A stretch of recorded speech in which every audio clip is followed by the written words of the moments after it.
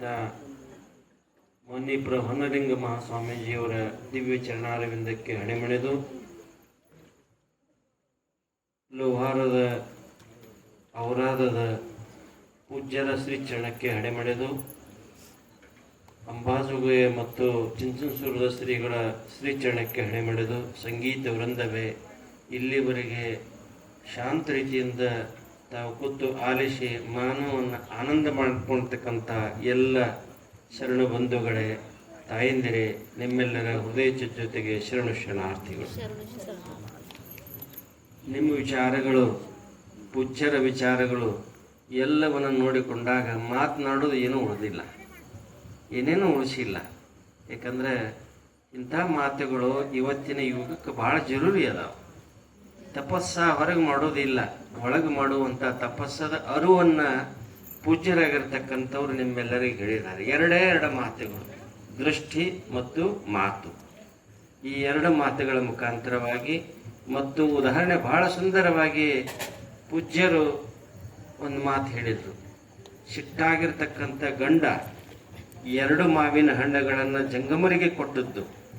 ಆ ಜಂಗಮ ಮೂರ್ತಿ ತಗೊಂಡು ಹೋದ ನಂತರ ಸುಳ್ಳು ನೆಪ ಮಾಡಿ ಕೊಟ್ಟಿದ್ರೆ ಖರೆ ಇತ್ತು ತಾಯಿ. ಮತ್ತು ಗಂಡಗ ಸುಳ್ಳು ಹೇಳಬಾರ್ದು, ಒಳಗೆ ಇಟ್ಟಿನಿ ತಗೊಂಡು ಹೋಗ್ತೀನಿ ತಂದು ಕೊಡ್ತೀನಿ ಅಂತ ಒಳಗೆ ಸುಳ್ಳು ನೆಪ ಮಾಡಿ ಹೋಗಿ ಕಾಯಿಯನ್ನು ನೋಡಿ ಗಡಿಗೆ ಒಳಗೆ ಕೈ ಹಾಕಿದಾಗ 2 ಕಾಯಿಗಳು ಇದ್ದದ್ದು ನೋಡಿದಾಗ ಆಕೆಗೆ ಮನಸ್ಸಿಗೆ ಆನಂದ ಆಗಿ ಆ ತಾಯಿ ಏನು ಮಾಡ್ತಾ ಇದ್ದಾಳೆ, ದೃಷ್ಟಿಯನ್ನು ಅವತ್ತಿನ ಹಿಡ್ಕೊಂಡು ಪ್ರಪಂಚ ಮಾಡೋದು ಬಿಡ್ತಾಳ ಅಂತ ಕಥೆ ಬರ್ತಾ ಇದೆ. ಪ್ರಪಂಚನೇ ಬಿಡ್ತಾಳೆ. ಯಾಕಂದ್ರೆ ಭಗವಂತ ಮಾಡಲಾರ್ದ ದೃಷ್ಟಿಯನ್ನು ಮಾಡಿ ತೋರಿಸದ, ಮಾಡಲಾರ್ದ ಲೀಲೆಯನ್ನು ಮಾಡಿ ತೋರಿಸದ ಅಂತ ಆಕೆ ಇಲ್ಲಿ ವೈರಾಗ್ಯ ಬರ್ತದೆ. ಆಕೆನೇ ಕಾರಿಕಾಲಮ್ಮೆ ಅಂತ ಮಹಾತಾಯಿ ದೊಡ್ಡ ವಚನಕಾರ್ತಿ ಆಗ್ತಾ ಇದ್ದಾಳೆ ತಮಿಳು ಭಾಷೆಯಲ್ಲಿ. ಅದಕ್ಕೆ ಒಂದು ಅಕ್ಕಮಾದೇವಿ, 2 ಮೀರಾಬಾಯಿ, ಮತ್ತೊಂದು ಏನಪ್ಪಾ ಅಂದ್ರೆ ಕಾರಿಕಾಲಮ್ಮೆ. ದೊಡ್ಡ ವಚನಕಾರ್ತಿಕೆ, ಸಾಮಾನ್ಯ ವಚನಕಾರ್ತಿ ಅಲ್ಲ. ಆಕೆ ತಾಯಿ ಭೂಮಿ ಮೇಲೆ ಇದು ದೃಷ್ಟಾಂತ ಆದ ನಂತರ ಭೂಮಿ ಮೇಲೆ ಕಾಲಿನಿಂದ ನಡೆಯುವುದಿಲ್ಲ, ಆಕೆ ಕೈಯಿಂದ ನಡೆದು ಕಾಲನ್ನ ಮ್ಯಾಗ ಮಾಡಿರ್ತಕ್ಕಂಥ ಕೃತಿಯನ್ನ ಮಾಡಿರ್ತಕ್ಕಂಥವ್ರು ಯಾರೇನಿದ್ರೆ ಕಾರಿಕಾಲಮ್ಮೆ ತಾಯಿ, ಕಾರಿಕಾಲಮ್ಮೆ ತಾಯಿ. ಅಷ್ಟು ದೊಡ್ಡ ಸಂತರಾಗುತ್ತಾ ಇದ್ದಾರೆ. ಅಂತಹ ಉದಾಹರಣೆಗಳನ್ನ ಪೂಜ್ಯರು ಹೇಳಿದ್ದಾರೆ. ಅದಕ್ಕೆ ಇಷ್ಟೊಂದು ನಮ್ಮ ಭಕ್ತಿಯಿಂದ, ನಮ್ಮ ವೈರಾಗ್ಯದಿಂದ, ವಿಚಾರದಿಂದ ಕರೆಸಿರ್ತಕ್ಕಂಥ ಭಕ್ತ ಎಂಥವಪ್ಪ ಅಂದ್ರೆ ನಮ್ಮ ರೇವಣಸಿದ್ಧ. ಇದು ಸಾಮಾನ್ಯ ಆತ್ಮ ಅಲ್ಲ, ಇದು ದೊಡ್ಡ ಆತ್ಮ ಇದೆ. ಯಾಕಂದ್ರೆ ಸಿಂಧನಕೇರಿಯ ಪೂಜ್ಯರು ಮಾತನಾಡದೇ ಇರತಕ್ಕಂಥವ್ರು ಆಗಿದ್ರು ಕೂಡ ನಿಮ್ಮ ಮಠ ಏನು ಬಹಳ ದೊಡ್ಡದು ಕಟ್ಟೋದು ದೊಡ್ಡದಲ್ಲ ಅವರಿಗೆ.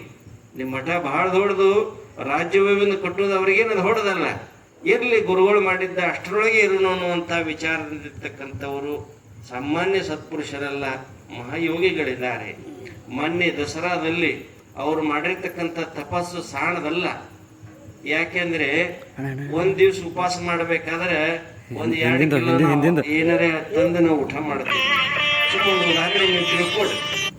ಏನಂದ್ರೆ ಏನೇನೋ ಮಾಡಿ ನಾವು ತಿಂದಾಗ ನಮ್ಗೆ ತೃಪ್ತಿ ಆಗ್ತದೆ, ಅವಾಗ ನಾವು ಉಪವಾಸ ಆಗ್ತದೆ.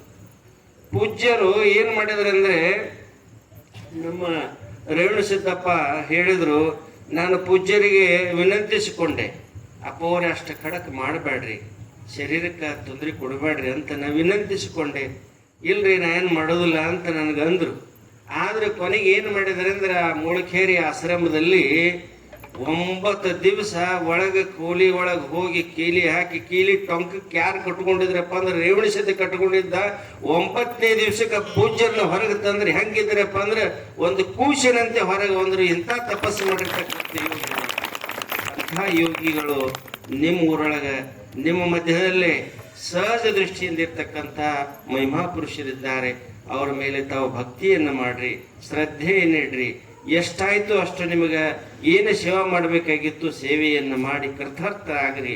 ಮನುಷ್ಯ ಒಮ್ಮೆ ಬಂದಾನಪ್ಪ ಅಂದ್ರೆ ಹೊಳ್ಳಿ ಇದೇ ಊರಾಗ ನಾವು ಹಿಂಗೆ ಹುಟ್ತೀವಿ, ಇದೇ ಮನೆಯೊಳಗೆ ಹುಟ್ತೀವಿ ಅನ್ನೋದು ಯಾವುದೂ ಶಾಶ್ವತ ಇಲ್ಲ, ಯಾವುದ್ಯಾವುದೂ ಶಾಶ್ವತ ಇಲ್ಲ. ಬಸವಣ್ಣವ್ರು ಹೇಳಿದಾರಲ್ಲ, ಚೇವಳಿಗೆ ಬಸರಾದದ್ದೇ ಕಡೆ, ಹೌದಿಲ್ಲ, ಬಾಳಿಗೆ ಫಲವಾದದ್ದೇ ಕಡೆ ಅಂತ ಹೆಂಗೆ ಬಸವಣ್ಣವ್ರು ಹೇಳಿದಾರಲ್ಲ, ಇದು ಬಂದದ್ದು ಜನ್ಮ ಸಾರ್ಥಕತೆ ಮಾಡ್ಕೋಬೇಕು ಅನ್ನುವಂಥ ದೃಷ್ಟಿ ಅಂದ್ಕೊಂಡು ಪೂಜ್ಯರಿಗೆ ಎಷ್ಟಾಯ್ತು ತಮಗಷ್ಟು ಸೇವೆಯನ್ನು ಮಾಡಿ ಕೃತಾರ್ಥರಾಗ್ರಿ. ಮಾತಿನಿಂದ ಮೃದುವಾಗಿರ್ತಕ್ಕಂಥ ಮಾತನ್ನು ಮಾತನಾಡ್ರಿ. ವಾಣಿ ಮೇ ರಹೇ ಸದಾ ನಮ್ರತ, ಕ್ರಿಯಾ ಮೇ ರಹೇ ಅಖಂಡ ಮಮತ, ವಿಪತ್ಯು ಮೇ ದೃಢವೀರತ और निर्धनत में निश्चिंतता, ಶಿವಪದ ಭಕ್ತಿ ಮೇ ಜೋ ರಖೆ ಅಚಲತ, ಅಖಂಡೇಶ್ವರ ವಾಂಚಿತ ಪದ ಪಾತ ಅಂತ ಷಣ್ಮುಖ ಶ್ರೀಗಳು ಹೇಳಿದ್ದಾರೆ. ಅದಕ್ಕೆ ನೀವು ಶ್ರದ್ಧೆಯಿಂದ ನೋಡಿದ್ರಿ ನಡೆದ್ರಿ ಅಂದ್ರೆ ಇದಕ್ಕಿಂತಲೂ ಮತ್ತೊಂದು ದೊಡ್ಡದಿಲ್ಲ ಅನ್ನುವಂಥ ಮಾತನ್ನು ಈ ಸಂದರ್ಭದಲ್ಲಿ ಹೇಳುತ್ತಾ, ಈ ಪೂಜ್ಯರ ರಾಚೋಟೇಶ್ವರ ಶಿವಯೋಗಿಗಳ ಪಲ್ಲಕ್ಕಿ ಉತ್ಸವ ನಾಳೆ ವೈಭವದಿಂದ ನಡೀತಕ್ಕಂಥ ಕಾರ್ಯಕ್ರಮ, ಅಗ್ಗಿ ಕಾರ್ಯಕ್ರಮ, ಇಷ್ಟೊಂದು ಎಲ್ಲ ಸುಂದರವಾಗಿರ್ತಕ್ಕಂಥ ಕಾರ್ಯಕ್ರಮ ಇದಾವೆ.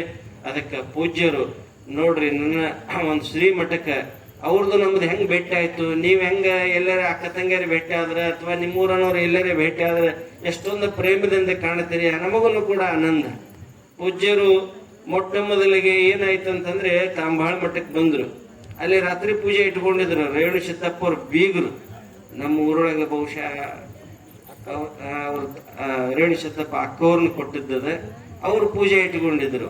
ಅವರು ಪೂಜಾಕ್ ಬಂದಿದ್ರು, ಇವರು ಪೂಜಾಕ್ ಬಂದಿದ್ರು. ಹಿಂಗ್ರಿ ಅಪ್ಪವ್ರು ಬಂದಾರಿ ಅಂದ್ರೆ ಯಾರಂದ್ರೆ ಹಿಂಗಂದ್ ಅಲ್ಯಾಕಪ್ಪ ಇಲ್ಲೇ ಕರಿಯಪ್ಪ ಅಂತ ಹೇಳಿ ನಮ್ಮ ಮಠದೊಳಗೆ ಅವ್ರ ಸ್ನಾನ ಪೂಜಾ ಪ್ರಸಾದ ಆಯ್ತು. ಅವತ್ತಿನ ಭೇಟಿ ಇಲ್ಲಿವರೆಗೆ ಇಷ್ಟೊಂದು ಗಟ್ಟಿಯಾಗಿರ್ತಕ್ಕಂಥ ನನಗನಿಸ್ತದ, ನಮ್ಮೊಬ್ಬ ಅಣ್ಣ ಕಳ್ಕೊಂಡಿದ್ದೆ, ನನ್ನ ಅಣ್ಣ ಸಿಕ್ಕ ಅಂತ ನನಗನಿಸ್ತದೆ.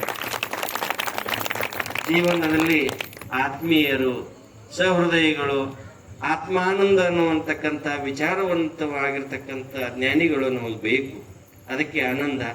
ಈ ಒಂದು ಪೂಜ್ಯರ ಸಹವಾಸದಿಂದ ನಮಗೆ ಬಹಳ ಆನಂದವಾಗಿರ್ತಕ್ಕಂಥದ್ದಿದೆ.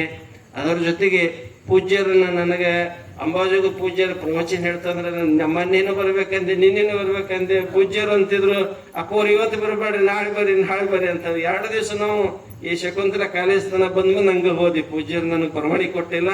ಆದ್ರೆ 1 ದಿವಸ ಬಂದ 2 ದಿವಸ ಸತತವಾಗಿ ಕೇಳಬೇಕಂದ್ರೆ ಅಪ್ಪಣೆ ಕೊಟ್ಟಿಲ್ಲ. ಅದಕ್ಕೆ ಇವತ್ತು ಅಪ್ಪಣೆ ನಮಗೆ ಕೊಟ್ಟಿದ್ದಾರೆ, ಬಂದಿದ್ದೇವೆ. ಅದಕ್ಕೆ ನಿಮ್ಮೆಲ್ಲರ ಮುಖವನ್ನು ನೋಡಿ ಪೂಜ್ಯರ ಎಷ್ಟೊಂದು ಸುಂದರವಾಗಿ ಮಾತನಾಡಿದ್ರು. ಆತ್ಮಪರ್ಶಿ ಅಂತ, ಆತ್ಮಕ್ಕೆ ಮುಟ್ತಕ್ಕಂಥ ಮಾತುಗಳು, ಬಹಳ ಮಾತುಗಳು ಬೇಕಾಗಿಲ್ಲ. 2 ಮಾತುಗಳು, ದೃಷ್ಟಿ ಮತ್ತು ಮಾತು, ಅಂದ್ರೆ ಮೃದುವಾಗಿರ್ತಕ್ಕಂಥ ಮಾತು. ಈ ಮಾತಿನ ಬಗ್ಗೆ ಬಹಳ ಸುಂದರವಾಗಿ ವ್ಯಾಖ್ಯಾನವನ್ನು ಮಾಡಿದ್ದಾರೆ. ಹೆಚ್ಚಿಗೆ ಮಾತನಾಡದೆ ಗುರು ಸೇವೆಯನ್ನು ತಾವೆಲ್ಲರೂ ಮಾಡ್ರಿ. ಗುರುವಿನ ಸೇವೆಯನ್ನು ಮಾಡಿದಾಗ ನಿಮ್ಮೆಲ್ಲರಿಗೂ ದೊಡ್ಡದಾಗಿರ್ತಕ್ಕಂಥ ಫಲ ಬಂದೇ ಬರ್ತದೆ ಅನ್ನುವಂಥ ಮಾತನ್ನು ಈ ಸಂದರ್ಭದಲ್ಲಿ ಹೇಳಿ ಪೂಜ್ಯರ ಶ್ರೀಚರಣಕ್ಕೆ ಮಾತನ್ನು ಅರ್ಪಿಸಿ ಮಾತು ಮುಗಿಸಿದ್ರೆ ಓಂ ಶ್ರೀ ಗುರು ಬಸವಲಿಂಗಾಯ.